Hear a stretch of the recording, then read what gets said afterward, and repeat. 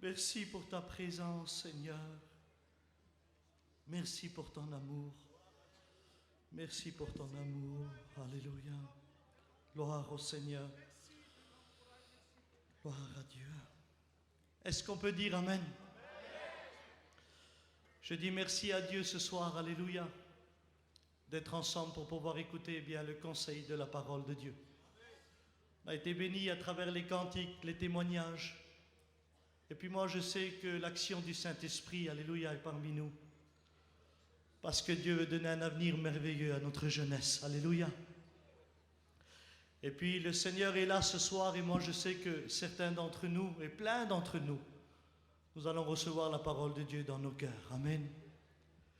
Je ne vais pas être long parce qu'il est très tard, on avait un grand programme, on s'excuse. Mais ce soir, eh bien, le Seigneur, il est tout près de toi. La Bible dit que l'Éternel est près de ceux qui ont le cœur brisé. Et j'aimerais te dire que si ce soir tu as le cœur brisé, alors Dieu est près de toi. Mais la Bible dit qu'il a le pouvoir aussi de guérir les cœurs brisés. Et ce soir, j'ai un message sur mon cœur que j'aimerais partager avec notre jeunesse. Alléluia. Et puis vous verrez que ce soir, à travers la parole de Dieu, parce que moi ce soir j'ai confiance en Jésus, cette réunion repose sur lui.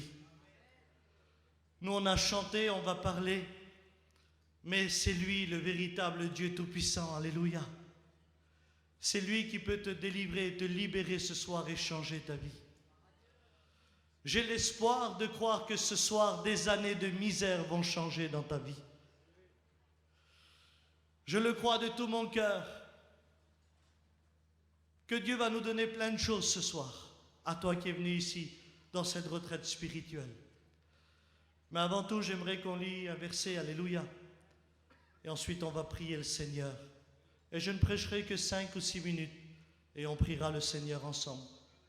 Mais j'aimerais que ce soir tu écoutes ce que Dieu a à te dire. Amen. On va lire Matthieu 11, 28. Écoutez ces paroles merveilleuses. Venez à moi, vous tous qui êtes fatigués et chargés, car je vous donnerai du repos. Acceptez mes ordonnances et laissez-vous instruire par moi, car je suis doux et humble de cœur. Vous trouverez le repos de votre âme. Et ce soir, eh bien, nous les voyageurs, on est venus à Gien pour repartir. Ça a été un point de rendez-vous, mais ce soir, Jésus te dit, venez à moi, vous tous qui êtes fatigués et chargés, car je vous donnerai du repos. Alors avant de rentrer dans le message de Dieu, j'aimerais qu'on prie le Seigneur, et j'aimerais que Sandy le fasse, alléluia, et prie le Seigneur. Amen.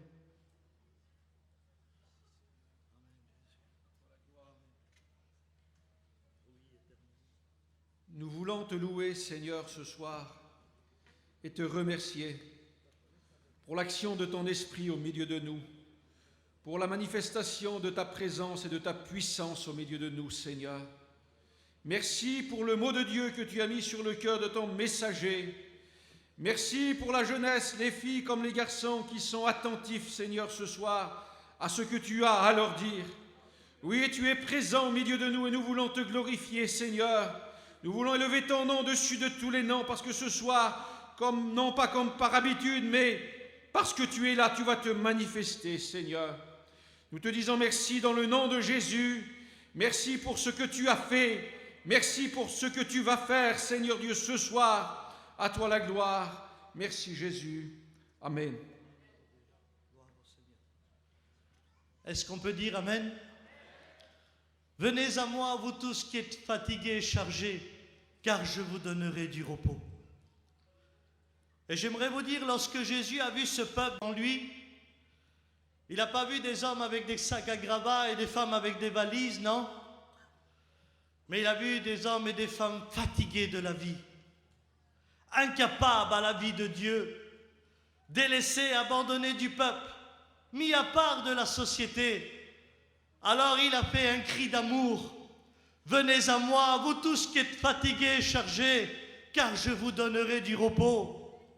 Il a appelé des gens avec un lourd passé, ceux qui souffraient cruellement dans leur cœur, dans leur vie, ceux qui avaient un mauvais départ et qui n'avaient pas l'espoir d'une vie meilleure. Alors Jésus a dit, venez à moi, vous tous qui êtes fatigués et chargés, je vous donnerai du repos. Est-ce que toi qui es là ce soir, tu marches au milieu de la convention, tu fais les chapiteaux et le regard de Dieu est sur toi et il sait de quelle manière tu vis. Et puis j'aimerais te dire, tu es jeune mais tu te dis je vais faire ma vie, mais une vie sans Jésus c'est une vie fatiguée. Une vie sans Jésus c'est une vie qui est lassante, c'est toujours à recommencer. Et peut-être que tu as mal commencé. Peut-être que tu es ici ce soir avec un lourd passé. Tellement lourd, tellement difficile que tu crois que Dieu ne peut rien faire pour toi. Toi qui es venu là avec ton foyer. Toi qui es venu là, eh bien, jeune garçon, jeune fille. Toi qui es là, papa, maman. Et tu crois que la vie ne peut pas changer. Alors Christ t'appelle à lui. Mais ce soir, es-tu prêt à oublier? Es-tu prêt à oublier ce qu'on t'a fait? Es-tu prêt à oublier ce qu'on t'a fait subir?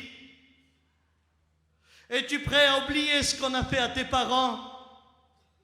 Es-tu prêt à oublier la misère que tu as passée dans ta famille? Es-tu prêt à oublier ce que tu as vu de tes propres yeux? Es-tu prêt à oublier ce que tu as vécu? Parce que si tu n'oublies pas, tu ne vis pas. Si tu vas manger, tu vas boire, tu vas fêter Noël, le jour de l'an, tu vas aller en mission, mais en réalité, dans ton cœur, ça va te ranger parce qu'on t'a fait subir des choses qui ont marqué ton passé. On t'a fait vivre des choses qui ont marqué ton passé.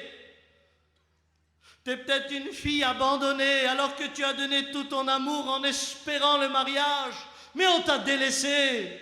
Tu étais peut-être un garçon qui voulait réussir et être comme les autres, mais tu as vu que la drogue a touché ta vie et aujourd'hui tu es refoulé de tout le monde. Et tu te dis, mais comment je vais faire?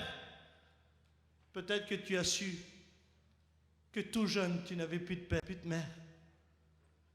Peut-être que tu as été élevé par une famille d'accueil. Tu as passé des moments difficiles et ton passé a été marqué. Et tu es là ce soir ici en pensant que ta vie, personne ne la connaît, que Dieu ne peut rien faire pour toi. C'est ce que tu crois. Mais j'aimerais te dire ce soir, et je le dis devant Dieu, ne laisse pas ton passé détruire ton avenir, car les décisions d'aujourd'hui béniront tes jours de demain. Et Dieu dit, alléluia, dans le livre de Jérémie au chapitre 29 et au verset 11, il est dit, les projets que j'ai formés sur toi, dit l'Éternel, c'est des projets de paix et non de malheur, afin que tu aies un avenir et une espérance. Dieu se dresse devant ton passé, Dieu se dresse devant ta misère, Dieu se dresse devant tes liens. Es-tu prêt à venir à lui? Parce qu'il a un avenir pour toi. Ton avenir, c'est pas ce que ton père t'a mis dans le compte. Ton avenir, c'est pas où tu vas voyager cet été. Ton avenir, c'est Dieu qui l'a entre ses mains. Et tu es obligé de faire un face-à-face avec lui pour que tu réalises que ta vie peut changer. Il veut te donner un avenir.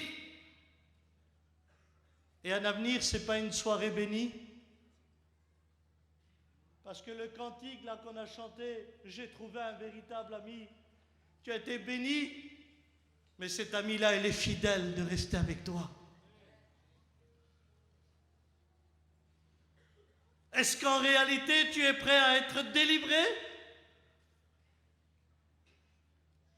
Est-ce qu'en réalité, tu es venu ici avec ton lourd passé, mais tu es divorcé?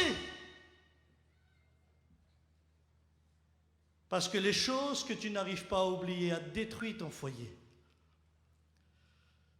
Tu peux être le garçon le plus gentil du monde. Tu te lèves le matin, devant ton petit déjeuner, et il suffit de quelque chose que tu n'as pas oublié qui traverse ton esprit. Et lorsque ça traverse ton esprit, ça détruit ta journée. Tu es capable d'être méchant. Tu es capable de dire des mots qu'auparavant tu ne disais pas. Tu es capable d'avoir un caractère que tu n'as pas l'habitude d'avoir parce que ton passé est marqué. Tu peux être la fille la plus gentille du monde. Tu peux être la femme la plus gentille du monde. Et quand tu te lèves le matin, il suffit de quelque chose que tu n'as pas oublié, qui traverse ton esprit. Ça ne dure qu'une seconde et ça détruit ta journée, ça détruit ta matinée. Tu es capable de détruire ton foyer parce que c'est des choses que tu n'as pas oubliées. Ça va pour certains, ça traverse, ça ne dure qu'une seconde, mais pour certains, ça s'arrête. Et je m'excuse, peut-être que ce soir, tu es rentré ici malade des nerfs, dépressif, angoissé. Tu es rentré ici avec des liens de méchanceté, en disant, moi, ma vie ne changera jamais. Et je m'adresse aussi ce soir à ceux qui ont le foulard à la tête et la Bible à la main. Et tu peux oublier? Parce que si tu n'oublies pas, tu ne vis pas. Mais ce soir, Christ est au milieu de nous. Les bras ouverts, avec un cœur vrai, parce qu'il nous aime d'un amour éternel. Il te dit ce soir, à toi où ton passé t'a marqué, tu n'es pas né drogué. Et pourtant aujourd'hui tu te drogues, parce que ton passé a été marqué. Tu n'es pas né alcoolique, et pourtant tu ne peux pas t'empêcher de boire tous les jours. Tu bois pour oublier, tu bois pour te réjouir, parce que ton passé a été marqué. Tu n'es pas né avec des cachets antidépresseurs, et pourtant le médecin t'en prescrit, parce que tu es devenu une fille suicidaire, un garçon suicidaire. Tu prends des cachets pour paralyser ton corps, pour ne pas évoquer une vie de danger, parce que ton passé a été marqué. Mais je connais un Dieu puissant, où ce soir, alléluia, il te libère des chaînes des plus pesantes, et qui t'apporte la paix et la joie que seul Jésus peut apporter. Comment oublier cela? Comment effacer cela? Comment vivre une nouvelle vie? Alors nous allons parler de Jésus de Nazareth. Jésus-Christ qui est au milieu de nous. Il est vivant, dit la Bible. Il vit au siècle des siècles. Il est ressuscité le 3e jour. S'il aurait resté mort, aucun avenir pour nous. Je m'excuse, un orphelin sans père ne peut pas avoir un avenir. Une veuve sans mari n'a pas d'avenir, mais un ressuscité, il donne un avenir à tous ceux qui viennent à lui, parce qu'il vit éternellement. Il est mort pour détruire ton passé, et il est ressuscité pour te donner une nouvelle vie, parce qu'il est un Dieu qui pardonne et qui renouvelle les vies. La Bible dit, alléluia, qu'il est né à Bethléem. Il a grandi à Nazareth. Il a commencé son ministère à 30 ans. Et lorsqu'il commence son ministère, il le commence avec un amour, avec une compassion. Lorsqu'il a passé ses 3 ans dans le ministère, il était l'homme sympathique, l'homme gentil. Il était l'homme, quand il voyait une femme au puits, il lui demandait un verre d'eau. Il était celui qui donnait les yeux à l'aveugle. Il faisait marcher les boiteux. Il était capable de mettre sa main sur le cercueil et dire à la femme, ne pleure plus. Il était capable de se diriger vers un homme couché depuis 38 ans, où son passé a été marqué, et lui dire en 1 minute, prends ton lit, lève-toi et marche. Il était capable de guérir une femme malade depuis 12 ans. Il était capable de libérer un homme qui ouvrait les cercueils pour dormir dedans, qui montait sur les montagnes et qui se frappait avec des cailloux. Il rampait les chaînes. Il était capable de s'approcher de cet homme et de lui donner un avenir merveilleux. Mais vous savez ce qu'on va faire un jour? on va saisir Jésus dans le jardin de Gethsémane. Et quand on va le prendre brusquement. On va le saisir. On va le frapper. Si nous, on serait là, tous les jeunes qui sont là, on aurait dit, mais qu'est-ce que vous faites? C'est un homme gentil, sympathique. Ne lui faites rien de mal. On serait là pour le défendre. Mais là, tous l'abandonnèrent. Tous l'ont laissé. Et là, Jésus est en train de vivre un passé dur. Un moment dur. Lorsqu'ils vont ramener, il va passer devant une escorte d'hommes où il y a 200 soldats qui vont le frapper. Ils vont lui mettre des soufflets, des chiffres. Je m'excuse du mot. On va lui dire démon. On va lui dire des mots qui ne sont pas gentils. On va le jeter des villages et puis on va lui faire pleine misère. On va lui mettre un sac sur la tête. Écoutez-moi bien, juste une seconde. Je ne sais pas si tu es une femme battue ou un garçon qui vit dans l'humilité. On lui a mis un sac comme ça. Puis il ne voyait plus rien, Jésus. Il était dans le noir. Et chaque personne lui mettait un coup de poing. Chaque personne. Et vous savez ce qu'on disait? Si tu es prophète, devine qui t'a frappé. Pour l'humilier encore plus. La Bible dit qu'on va labourer son dos. D'ailleurs, on va tellement labourer son dos, dans la Bible dit dans les psaumes qu'on pouvait compter ses os. Il n'avait même plus un aspect d'homme tellement qu'on l'a frappé. Il était un sujet d'effroi pour ceux qui le regardaient. Et lorsqu'on l'a emmené à la croix de Golgotha, normalement, dans la logique de la vie d'aujourd'hui, il aurait dit, maintenant, à vous qui m'avez fait tout ça, mon Père va vous tuer, les anges vont vous détruire. Mais arrivé à la croix de Golgotha, Jésus veut oublier son passé par amour en réconciliant les hommes avec son Père. Il va dire, Père, pardonne-leur, car ils ne savent pas ce qu'ils font. C'est à la croix que Jésus va tout oublier. Si ce soir, tu veux oublier ton passé, c'est à la croix de Golgotha que tu dois venir. C'est à Golgotha que Jésus t'appelle. Il n'y a pas de passé écrasé. Il n'y a pas de passé oublié si tu ne viens pas à Golgotha.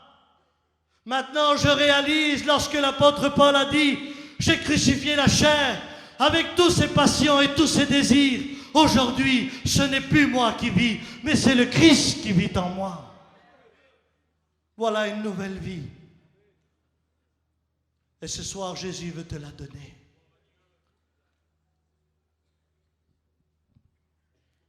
As-tu l'espoir de vivre heureux sans Père?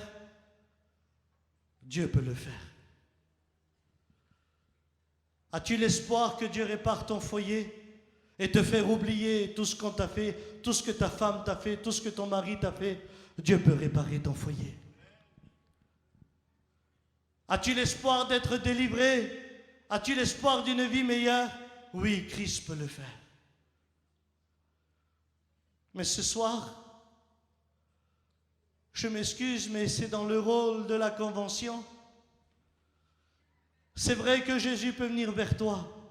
Tu pourras faire des milliers d'expériences. Mais ce soir, il te dit, venez à moi. Si tu veux être béni et vivre avec un passé, alors il viendra te voir et te visiter. Mais si tu veux être délivré de ton passé, il faut que tu viennes à lui. Et ce soir, il t'appelle. Es-tu prêt à faire le premier pas? Parce que toute chose va changer dans ta vie. Si tu es prêt à oublier, il est prêt à agir. Alors j'aimerais maintenant avec vous que toute l'assemblée, qu'on puisse fermer les yeux et qu'on prie le Seigneur. Pendant qu'on a les yeux fermés,